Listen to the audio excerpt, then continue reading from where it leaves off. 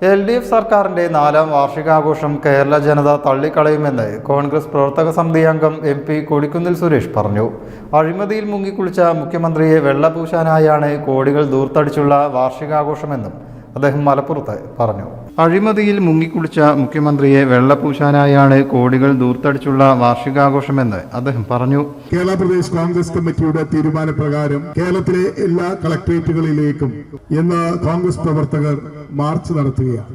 ഈ മാർച്ച് അഴിമതിയിൽ മുങ്ങിക്കുളിച്ച് നിൽക്കുന്ന പിണറായി വിജയൻ രാജിവെച്ച് പുറത്തു പോകണമെന്നാവശ്യപ്പെട്ടുകൊണ്ടുള്ള ഒരു പ്രക്ഷോഭത്തിന്റെ ഭാഗമായിട്ടാണ്. നമുക്കറിയാം, ഈ മന്ത്രിസഭ 2ാം പിണറായി സർക്കാരിന്റെ 4ാം വാർഷികം ഇവിടെ ആഘോഷിക്കപ്പെടുകയാണ്. കാലിയായ ഖജനാവിൽ നിന്ന് കിട്ടാവുന്ന പരമാവധി പണം വാരി ചെലവാക്കിക്കൊണ്ടാണ് ഈ 4ാം വാർഷികം ആഘോഷിക്കുന്നത്.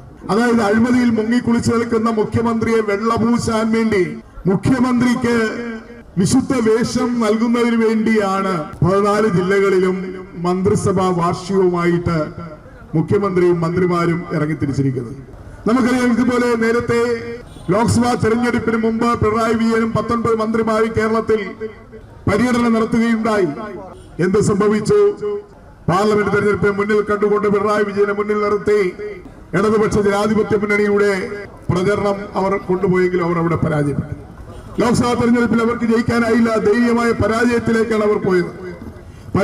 പരാജയത്തിലേക്ക് മുങ്ങിത്താണുകൊണ്ടിരിക്കുന്ന ഒരു ഗവൺമെന്റും അതിനെ നയിക്കുന്ന മുഖ്യമന്ത്രിയും ഈ മന്ത്രിസഭയുടെ 2ാം പിണറായി സർക്കാരിന്റെ 4ാം വാർഷികം, ഈ 4ാം വാർഷികത്തിൽ ജനങ്ങളെ കബളിപ്പിക്കുവാനും കള്ളപ്രചരണങ്ങൾ നടത്തി അഴിമതിയെ മൂടിവെച്ചുകൊണ്ട് മുന്നോട്ട് പോകാനുമാണ് ശ്രമിക്കുന്നത്. KPCC ആഹ്വാനപ്രകാരം മലപ്പുറം കളക്ടറേറ്റിലേക്ക് ജില്ലാ കോൺഗ്രസ് കമ്മിറ്റി ഒരുക്കിയ പ്രതിഷേധ മാർച്ച് ഉദ്ഘാടനം ചെയ്യുകയായിരുന്നു കൊടിക്കുന്നിൽ സുരേഷ്.